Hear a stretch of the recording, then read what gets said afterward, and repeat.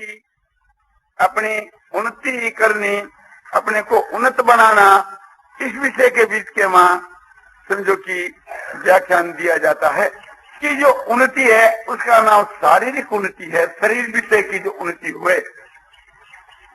और समझो कि भौतिक जो उन्नति है उसका एक अंग 5 भूतों का शरीर है, इस वास्ते वो भौतिक उन्नति वो व्यापक है, और शारीरिक उन्नति है वो केवल शरीर मात्र की उन्नति है। तीसरी जो उन्नति है वो एक प्रकार से अपने इंद्रिया की उन्नति है, इंद्रिय उन्नति। और चौथी जो उन्नति है वो मन की उन्नति है, उसको मानसिक उन्नति कहते हैं। और 5वीं जो उन्नति है वो बुद्धि की उन्नति है, उसको बौद्धिक उन्नति कहते हैं। 6ठी जो उन्नति है वो एक प्रकार से सामाजिक उन्नति है कि जो समाज विषय की उन्नति होवे, हमारी समाज की उन्नति है वो सामाजिक उन्नति है। और 7वीं जो उन्नति है वो व्यवहार की उन्नति है, व्यवहारिक उन्नति एक प्रकार से, जिसको व्यवहारिक उन्नति कहते हैं। और 8वीं उन्नति जो है वो नैतिक उन्नति है, जो कि नैतिक हम लोगों में जो पतन हो गया है उसकी उन्नति करनी, वो नैतिक उन्नति है। और 9वीं जो है वो एक प्रकार से धार्मिक उन्नति है, धर्म के विषय की जो उन्नति करनी, शास्त्र के अनुकूल जो एक प्रकार से धर्माचरण करना, वो धार्मिक उन्नति है। और 10वीं जो अध्यात्म विषय की उन्नति, आत्मा के कल्याण के विषय की। यूं तो ये सब प्रकार की जो उन्नति है वो आत्मा के कल्याण से संबंध रखने वाली है, नहीं तो उसका नाम उन्नति ही नहीं। शारीरिक उन्नति का मतलब ये नहीं समझ लेना चाहिए कि शरीर को खूब पुष्ट बनाना। राष्ट्र लोग भी खूब पुष्ट बनाया करते थे, किंतु वो शारीरिक उन्नति नहीं थी, वो एक प्रकार से शरीर तो पुष्ट था उनका, किंतु वास्तव के मां वो उन्नति नहीं, उनका पतन था। दूसरों को मार काट करके के अपना शरीर का पोषण करना, यह एक प्रकार कोई उन्नति नहीं है, ये तो अपना पतन है। तो फिर शारीरिक उन्नति क्या है कि समझो कि न्याय युक्त पदार्थों का सेवन करना, सात्विक पदार्थों का सेवन करना, और जिससे शरीर जो है सो आरोग्य रहे, जिससे शरीर जो है सो हमारा शुद्ध बने, जिससे शरीर के मां बल है, बुद्धि है, ये सब चीजें बने। शरीर के बीच के मां समझो कि आपने सात्विक भोजन हम करें, सात्विक भोजन के करने से भी और शरीर जो उसमें बल बढ़े, अपने ओज बढ़े, तेज बढ़े, आरोग्यता बढ़े, ये सब जो है जिसकी व्याख्या जो है समझो कि गीता के मां, गीता की 17वें अध्याय के और 10 के श्लोक में बतलाई है। क्योंकि 35 मिनट में सब बातें कहनी है तो केवल श्लोक आपको बतला दिया जाता है, उसमें आप देख सकते हैं, भाव आपको बतला दिया। तो इस प्रकार से अपने शरीर को उन्नत बनाना, शरीर के बीच के मां समझो कि सात्विक बल, सात्विक ओज, सात्विक तेज और आरोग्यता, और ये सब जो सात्विक बात हुए, जो परमात्मा की प्राप्ति में जो सहायक हुए, तब तो हमारी उन्नति है। और समझो कि आपने जिस शरीर की उन्नति के बीच के वहां जीवों की हिंसा हुए, अपवित्र वस्तु का सेवन करना हुए, वो तो एक प्रकार से तामसी एक प्रकार से अपने भोजन है कि जिससे शरीर पुष्ट हो जावे। वो शरीर की शारीरिक उन्नति नहीं बल्कि हमारा पतन है। शारीरिक उन्नति से भौतिक उन्नति दूसरी प्रकार की चीज है। वो भौतिक उन्नति से यह व्यापक चीज है कि जैसे आकाश, वायु, तेज, जल, पृथ्वी, ये 5 जो भूत है, इनकी एक प्रकार से हम खूब उन्नति करें। वर्तमान के बीच के मां जो समझो कि जिसको विज्ञान कहते हैं, लौकिक विज्ञान है, साइंस जिसका नाम है, वे साइंस वाला क्या करते हैं कि आकाश, वायु, तेज, पृथ्वी के आविष्कार करते हैं, उसके बीच के बाद नई नई चीज का आविष्कार करते हैं, और वे कहते हैं कि हम जो है तो उन्नति कर रहे हैं। तो यह जो एक प्रकार की उन्नति है, आंशिक रूप से है। पूर्व के जमाने के बीच के मां भौतिक उन्नति बहुत बड़ी चली थी। पूर्व के जमाने के बीच के मां, आजकल के समय के बीच के मां समझो कि हम मामूली उन्नति को देख करके और चकाचौंध में पड़ जाते हैं, किंतु थोड़ा गंभीरता से विचार करके के देखो, आज एक छोटे से वायुयान को देख करके के और हम आश्चर्य करने लगते हैं कि देखो इन्होंने आकाश के विषय में वायुयान को उड़ा दिया। वाल्मीकि रामायण के वहां लिखा है कि जब श्री रामचंद्र जी महाराज जो है लंका से अयोध्या को आए तो उसे कुसुम नाम के वायुयान के बीच के वहां समझो सारी सेना को लेकर के आए। जो बांदरों की करोड़ों अरबों की संख्या में जो सेना थी, इससे आपको विचार करना चाहिए कि आज सारी दुनिया के वायुयान इकट्ठे किए जावे तो समझो कि बांदरों की उतनी बड़ी सेना शायद ही वे एक साथ के वहां ले जा सके। तो आप ख्याल करना चाहिए कि कितनी उन्नति उस वक्त में थी। आज के 5000 वर्ष के पहले आप ख्याल करिए कि शोभ नाम का एक राजा हुआ और उसका जो वायुयान, उस वायुयान का नाम था शोभ नगर। अब वो आकाश के में उड़ा करता था और उसमें सारी सामग्री जुट की रहती थी, सेना उसके बीच के वहां रहा करती थी और हाट बाजार लगते थे, सब चीज उनके वहां थी। और वो वायुयान जो है सो बहुत ही अपने बड़ा वायुयान था। उस वायुयान को लेकर के राजा शोभ ने द्वारका पर चढ़ाई की थी और द्वारका पर चढ़ाई कर करके समझो कि यादवों को तंग कर लिया था।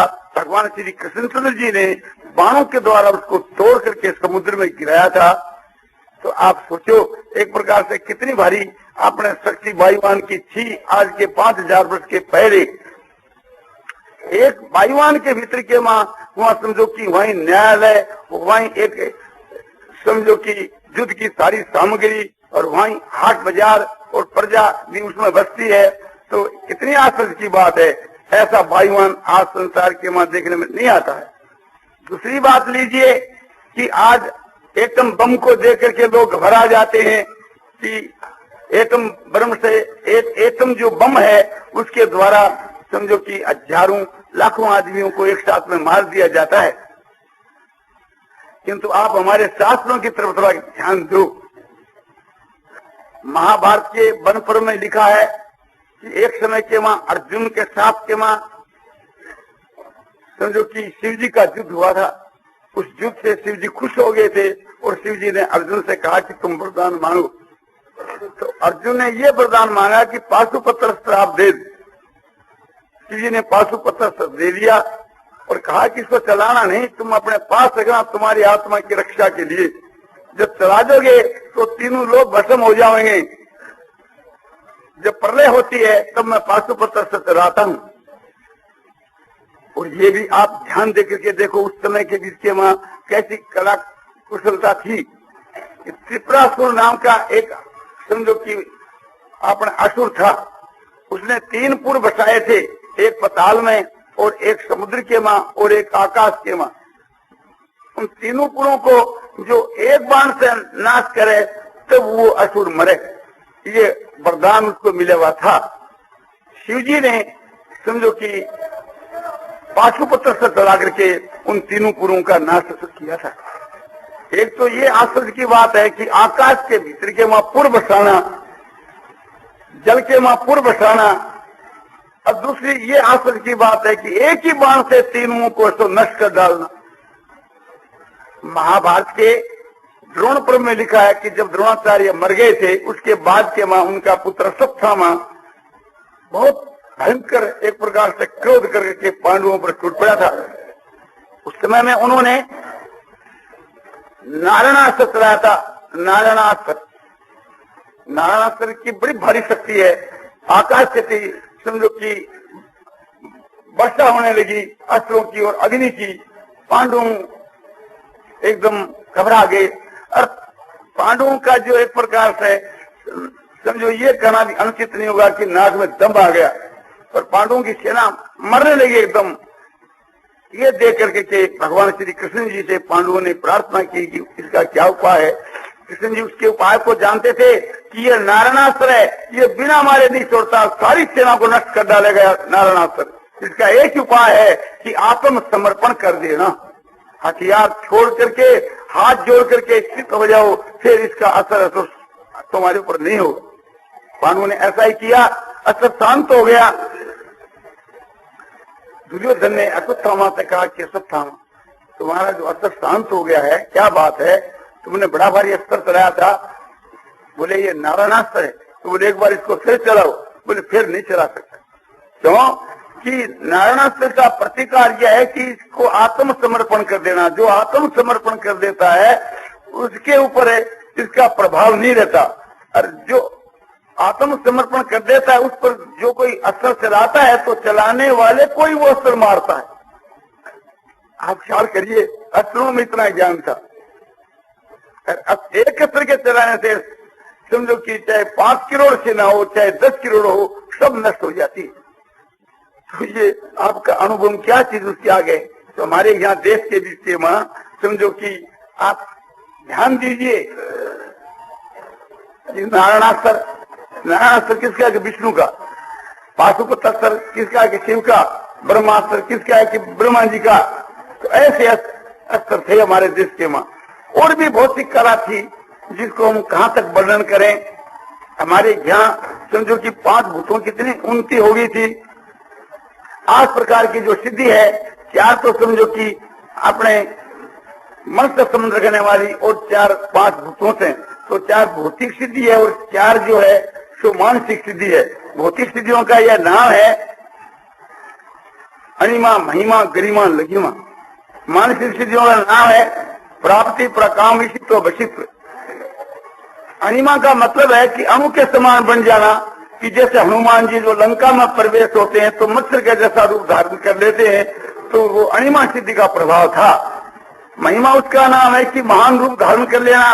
जब हनुमान जी जो है समझो कि लंका को डाक रहे हैं, माने समुद्र को लांग रहे हैं, लंका को जा रहे हैं, उस समय के बीच के समुद्र लांगने के समय में हनुमान जी ने महान स्वरूप धारण कर लिया, तो वो महिमा सिद्धि थी। तो ये सिद्धि केवल हनुमान में नहीं, सिंह का नाम राक्षसी के बीच के माँ थी, और भी समझो कि बहुत राक्षसों के बीच के माँ थी, घटोत्कच के बीच के माँ थी। कि घटोत्कच जब मरने लगा है उस वक्त में अपने शरीर को बढ़ाने लगा कि मैं मरूंगा तो जितनी कौरवों की सेना है उसको दबा करके मरूंगा। इस बात को द्रोणाचार्य जान गए, उन्होंने घोषणा कर दी कि जल्दी भाग जाओ, नहीं तो सब दब करके मर जाओगे। तो उस समय के बीच के अश्वत्थामा ने इतना बड़ा पहाड़ के समान रूप धारण किया कि वो सेना भागने लगी, तो चारण हिंसा की सेना जो है तो उसके नीचे दब करके मर गई। आप ख्याल करिए कि ऐसी ऐसी विजय तो राक्षसों के भीतर के मां थी। मेघनाथ के युद्ध में देखा जाता है कि एक समय में देखा जाता है कि मेघनाथ आकाश से शिला की वर्षा कर रहा है, दिखता नहीं, अंतर्धान हो रहा है। और एक समय देखा जाता है चारों तरफ मेघनाथ ही मेघनाथ। वो भी एक अद्भुत सिद्धि थी ना। और ऐसी ऐसी सिद्धियां इसके अलावा और थी कि अणु के समान बनना, अनिमा सिद्धि, महान रूप धारण कर लेना महिमा सिद्धि, और समझो भारी रूप धारण कर लेना गरिमा सिद्धि, और हल्का रूप धारण कर लेना लघिमा सिद्धि। ये 4 भौतिक सिद्धि। और मानसिक सिद्धि क्या है कि प्राप्ति और पराकाम, माने जिसकी चीज की इच्छा करे वो आके प्राप्त हो जाए, वो प्राप्ति सिद्धि। और प्रकाम उसका कि मन में हम कामना कर लेना कि अमुक शत्रु मर जाए तो उस वक्त मर जाएगा, वो प्रकाम सिद्धि है। और इसी तरह ईश्वर के समान सृष्टि की रचना कर लेनी, जैसे विश्वामित्र जी ने अपने तप के बल से रचना करनी आरंभ कर दी थी। और वशिष्ठ माने किसी को अपने अधीन कर लेना, वश में कर लेना, ये सिद्धियां थी। इसके अलावा और भी समझो कि सिद्धियां की महिमा आवे है। आप देखो रामायण के बीच के मां, वाल्मीकि रामायण के बीच के मां जो है अयोध्या कांड के मां, जब भरत जी महाराज चित्रकूट जा रहे हैं और रास्ते में भरद्वाज ऋषि के यहाँ ठहरना पड़ा, तो भरद्वाज ऋषि ने सिद्धियों को बुला करके क्षण मात्र के बीच के वहां सबके लिए खाने पीने की सारी सामग्री रख दी, और रहने के लिए उनके लिए मकान रख दिए, और एक रूप से समझो कि बड़ी भारी सेना की खातरी एक रूप से उन्होंने सिद्धियों के द्वारा कराई। आज संसार के मां ऐसी सिद्धियां देखने में नहीं आती। एक प्रकार से ख्याल करो कि युद्ध हो रहा है अपना कुरुक्षेत्र के बीच के मां, और संजय को दिव्य नेत्र मिले, उससे संजय जो है सो धृतराष्ट्र के प्रति जो है हस्तिनापुर के मां सारी बात तो बतला रहा है। सारी चीज वहां की दिख रही है।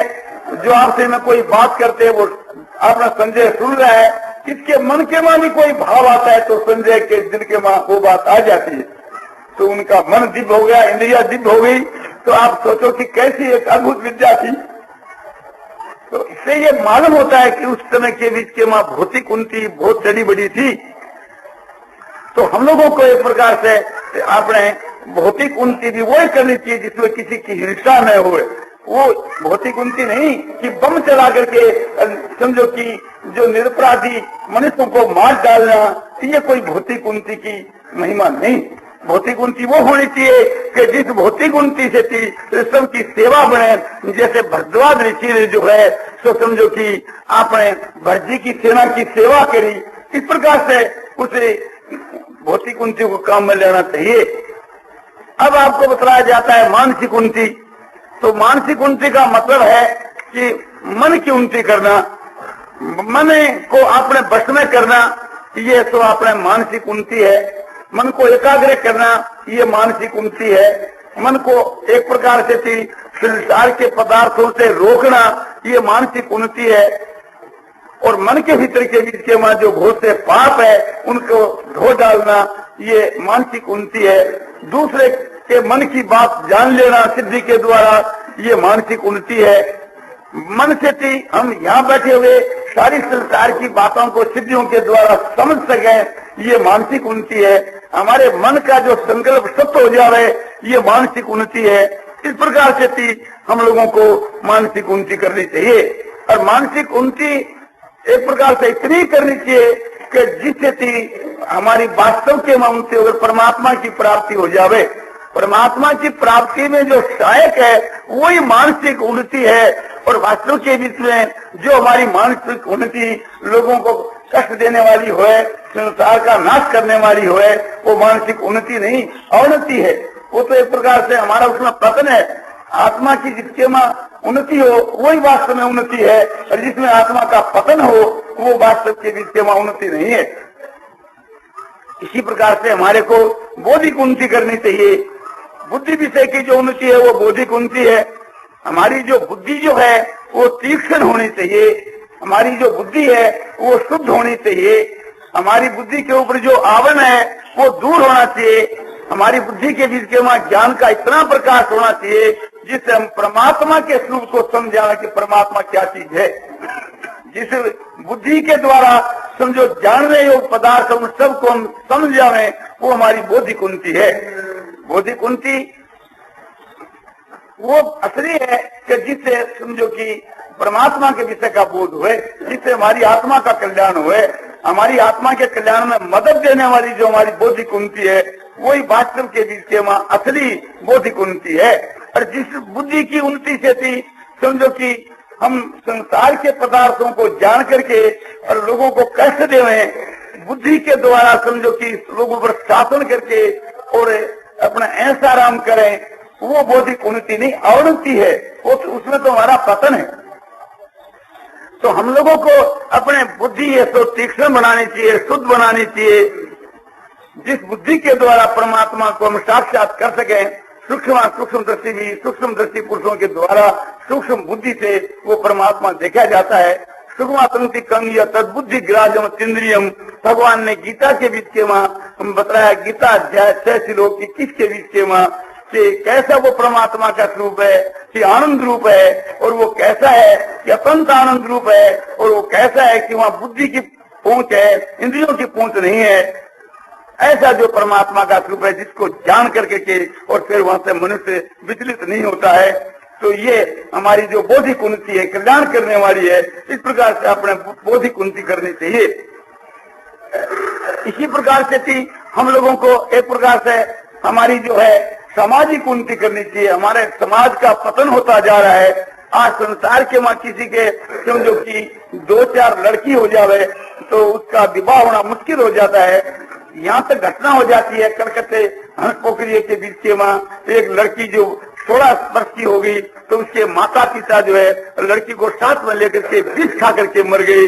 उनके पास में रुपये नहीं थे। तो उसका पाप किसको लगता है कि लड़के वाले को, दहेज लेने वाले को। तो हमारे देश के मां दहेज की प्रथा इतनी खराब हो गई है कि जिसके 2-4 लड़की है, ये माता पिता रात दिन रोते उसके माता पिता। अब लड़की भी माता पिता के दुख को देख करके रोती है, कोई कोई लड़की तो आत्महत्या कर लेती है माता पिता के दुख को देख करके। कितनी लज्जा की और दुख की बात है। आजकल हम लोग अपने लड़कों को समझो कि रुपया लेकर के ब्याहते हैं तो लड़के को बेचते हैं एक प्रकार से, और एक हमारे यहाँ दिखावा होता है, बड़ी हानि होती है।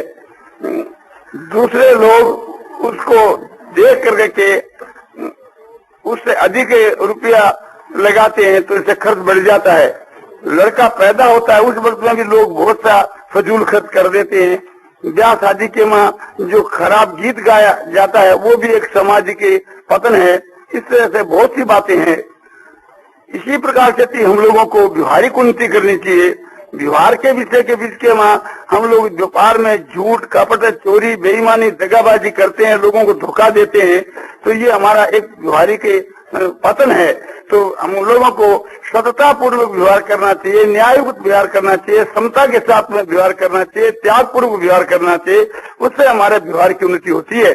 और सबके साथ में जो हम बर्ताव करते हैं उसमें स्वार्थ का त्याग करना चाहिए। स्वार्थ के त्याग से ही हमारी व्यवहारिक उन्नति होती है। इससे हमारा एक प्रकार से उद्धार हो सकता है। नैतिक भी हम लोगों का जो पतन हो गया है, तो नैतिक के विषय के मां हमको न्याय के मां कायम रहना चाहिए। न्याय के बीच के मां हमारा जो इतना पतन हो गया है, क्या मतलब है, जैसे हम रेल में जाते हैं तो एक प्रकार से हमारे पास सेकंड क्लास की टिकट है तो हम अपने टिकट के ऊपर मौजूद है तो वो न्याय है। और हम एक टिकट से 2 सीट रोक लेते हैं तो वो न्याय है। और अपनी सीट दूसरे को दे देते हैं वो उदारता है। तो एक प्रकार से समझो कि हम लोगों का नैतिक पतन हो गया। हर एक काम के बीच के मां हम दूसरे के धन को हड़पना चाहते हैं, दूसरे के स्त्री को हड़पना चाहते हैं, दूसरे की चीज पर कब्जा करना चाहते हैं, तो ये हमारा नैतिक पतन है। हम अपनी चीज दूसरे को दे नहीं और दूसरे की लेवे नहीं, ठीक हम अपने न्याय के ऊपर है, तो वो हमारा एक प्रकार से नैतिक उन्नति है।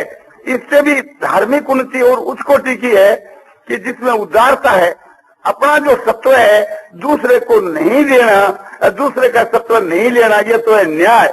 और अपना सत्व दूसरे को देना, अपनी चीज है, सीट है, अपना जो आराम है, भोग है, रुपया है, दूसरे के उपकार के मां लगाना, ये हमारा शुभ धर्म है।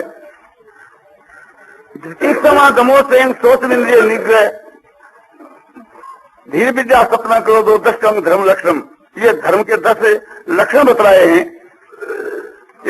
धैर्य रखना, भारी आपत्ति आने पर भी धैर्य का त्याग नहीं करना, और क्षमा करना, दूसरे के अपराध का बदला नहीं चाहना, और मन को वश में करना, और चोरी नहीं करना, और इंद्रियों को वश में रखना, और हृदय को शुद्ध बनाने के लिए बाहर भीतर की पवित्रता से रखनी, और सात्विक ज्ञान, सात्विक बुद्धि, क्रोध न करना, सत्वचन बोलना, ये धर्म के 10 लक्षण समान लक्षण हैं।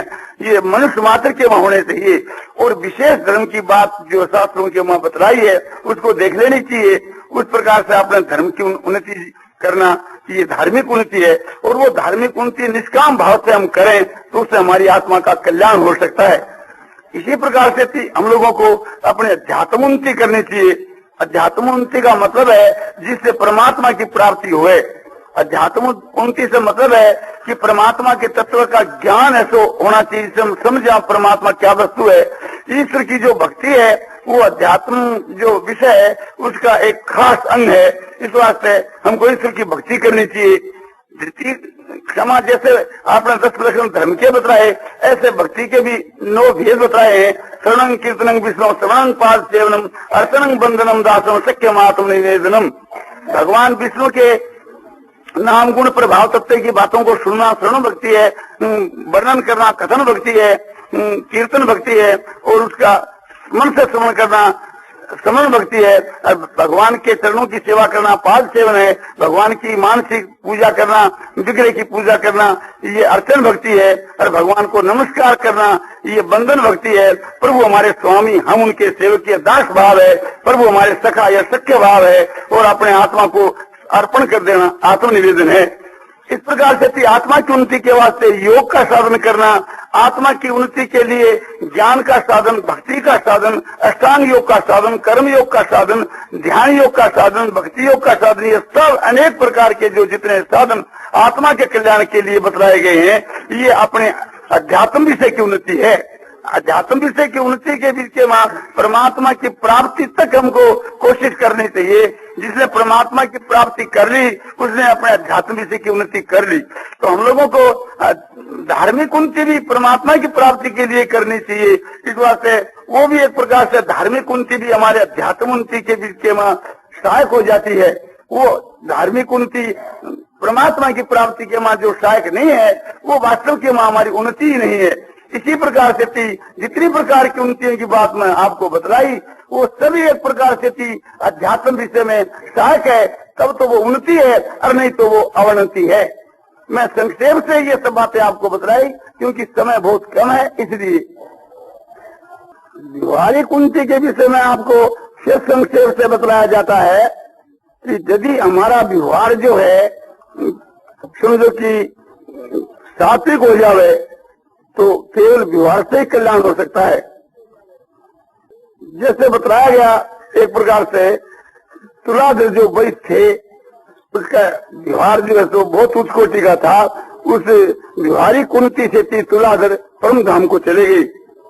पद्म पुराण के में लिखा है कि तुलाधर जो वैश्य है वो एक प्रकार से जो व्यापार करता था उसमें उसके स्वार्थ का त्याग था, वो सच्चाई का व्यवहार था, उसमें सबके साथ में सम व्यवहार था। इसके प्रताप से स्वयं भगवान उसको आकर के अपने परम धाम में ले गए।